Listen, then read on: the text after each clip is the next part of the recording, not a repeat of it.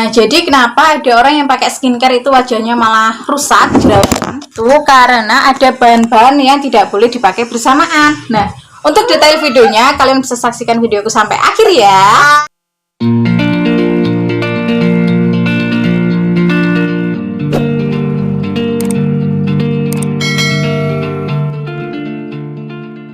Teman-teman, jadi kali ini aku mau share ke kalian make up untuk usia 30 tahun ke atas.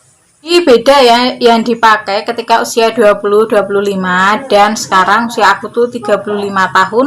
Skincare yang aku pakai itu berubah karena permasalahan wajah juga berubah. Dulu tuh waktu usia 20 tahun tuh nggak perlu pakai macam-macam teman-teman. Terus terang aku tuh cuma pakai hand body, jadi lotion untuk badan itu juga aku pakai ke muka, kemudian terus pakai bedak padat gitu aja, nggak ada masalah, nggak pernah jerawatan, kulitnya juga bagus, nggak ada noda hitam, terus kemudian juga nggak ada masalah kulit berminyak, itu juga nggak ada loh teman-teman. Tapi setelah menginjak usia 30 tahun, sekarang 35 tahun tuh masalah wajah aku tuh sekarang malah berminyak, wajah aku berminyak, terus kemudian bisa timbul jerawat nih di sini komedo banyak. Malah ini adalah jerawatnya tuh besar, matang, dan waktunya mecah sebentar lagi, tapi ini aku biarin aja. Ini terjadi bukan begitu aja teman-teman, tapi ini terjadi karena kontaminasi dari make up yang aku pakai. Jadi perlu kita perhatikan ya bahan-bahannya, komposisi dari skincare yang kita pakai itu bahannya itu apa aja, karena ada beberapa bahan yang tidak bisa dicampur dengan bahan yang lain.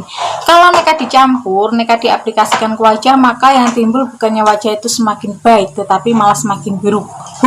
Nih kayak aku nih, yang aku alami malah timbul jerawatan. Dan ini karena aku pakai produk serum yang tidak bisa dicampur dengan vitamin C. Nah, untuk lebih lanjutnya nanti aku akan cerita ya. Untuk skincare yang aku pakai ini bisa sih malah menimbulkan masalah di wajah. Nah, ini jadi aku juga baru tahu ya, perlu diperhatikan komposisinya di make up yang kita pakai, karena tidak semua produk, terkadang satu merek, tetapi itu kita tidak bisa pakai semua, dari sabun, dari pelembab, dari pembersih, kemudian tabir surya, kemudian bedak padatnya, itu kan kadang ada yang satu merek bisa dipakai semua, tetapi ada yang tidak bisa dipakai dalam satu produk. Jadi seperti aku pakainya itu juga macam-macam. Udah sabunnya itu kolagen, kemudian serumnya itu serum dari Dr. Brandon, kemudian skincarenya tabir suryanya itu dari Melia ya, terus kemudian bedaknya aku pakai Kering. Jadi ini kolaborasi, tetapi tidak masalah di wajah aku karena komposisinya itu tidak berlawanan, komposisinya itu tidak bertabrakan, dan bekerjanya itu saling mendukung. Jadi aku bagikan ke teman-teman perawatan untuk wajah usia 30 tahunan, yaitu dengan anti-aging. Anti-aging ini nama kandungan bahannya adalah retinol teman-teman, dan aku pakai dari Dr. Brandon. Nah, jadi retinol itu banyak sekali produknya. Kalian bisa pilih sesuai yang kalian suka atau yang cocok dengan kantong kalian ya teman-teman. Nah, jadi yang penting itu kalau kalian udah usia 30-an atau 30 lebih itu kalian mesti pakai retinol, dan itu dipakai malam hari teman-teman setelah kalian mencuci wajah. Dan perlu diketahui bahwa yang mengandung retinol itu nggak bisa dicampur dengan vitamin C. Jadi kalau kalian pakai retinol itu kalian sabunnya harus yang mengandung selain vitamin C. Kalau aku pakainya yang mengandung kolagen teman-teman, karena kalau nekat ya retinol itu dicampur dengan bahan yang ada kandungan vitamin C-nya, nanti wajah kalian bisa iritasi, bisa mengelupas, atau bisa jerawatan kayak aku ini. Karena ini kemarin aku di rumah teman aku itu aku cuci muka, aku nggak tahu ya kandungan bahannya, sabunnya teman aku tuh apa, tiba-tiba aja aku pakai.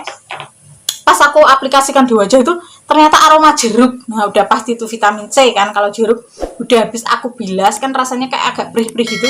Terus aku lah pakai tisu. Tahu muka aku langsung sini merah-merah, sini yang bekas komedo merah-merah. Nah, ini bekasnya jerawat tinggal ini. Kemarin tuh ada 3, sini besar-besar, warnanya tuh merah-merah pink gitu.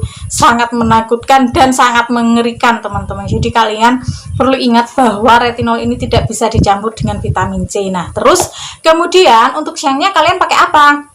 Untuk siangnya kalian bisa pakai yang mencerahkan, yaitu yang mengandung niasinamid. Nah, niasinamid ini juga nggak bisa dicampur dengan vitamin C ya teman-teman, tapi bisa digabungkan dengan retinol. Jadi kan malamnya aku pakai ini retinol dari Dr. Brandon, dan siangnya paginya aku pakai yang niacinamide 10% ini dari Dr. Brandon juga. Kenapa aku suka yang dari Dr. Brandon ini? Karena selain kandungannya itu pas ya, jadi tidak bertabrakan. Kalau dipakai tidak menimbulkan iritasi. Juga ini isinya tuh banyak. Ini 20 ml. Kalau serum yang lalu tuh aku pernah pakai isinya cuma 10 ml, udah harganya mahal. Ini 20 ml dan harganya itu cukup terjangkau karena dua ini sekitar 75.000 aja.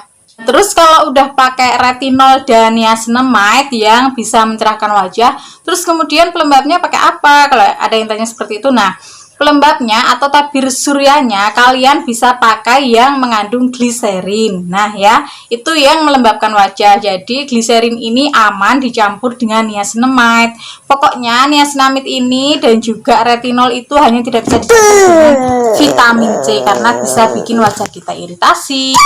Pokoknya itu ya teman-teman, usia 30 tahun ke atas, make up, skincare apapun tidak menjadi masalah. Yang penting kandungan bahannya itu kita tahu yang bermanfaat bagi wajah kita dan yang tidak menimbulkan iritasi. Yang penting kalau kita pakai itu nggak menimbulkan masalah baru di wajah kita. Nah itu berarti kita cocok. Kalau ada masalah baru ya mendingan dihentikan aja karena itu artinya kalian tidak cocok.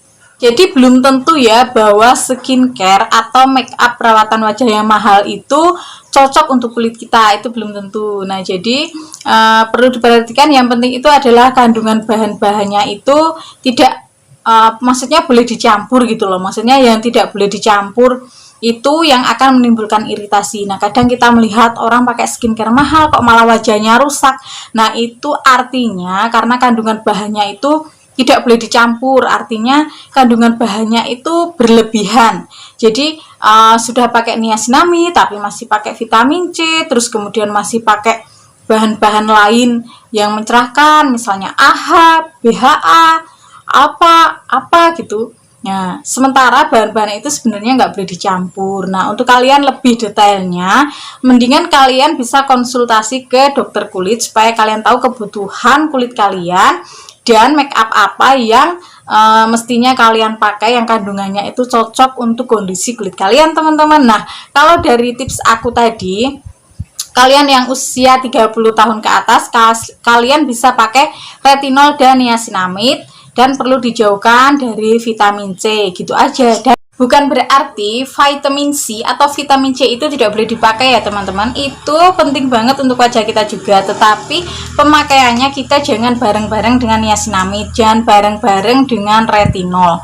Harus beda hari. Kalau kita pakai vitamin C maka kita hentikan yang retinol itu tadi, kita hentikan yang niacinamide. Jadi makanya itu jangan bareng-bareng. Dikasih jeda waktu itu juga bagus karena vitamin C itu juga berguna untuk wajah kita.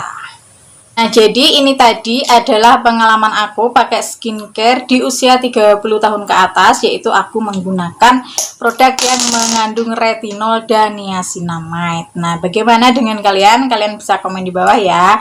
Dan terima kasih bagi kalian yang selalu menyaksikan video aku dan sampai ketemu lagi di review selanjutnya.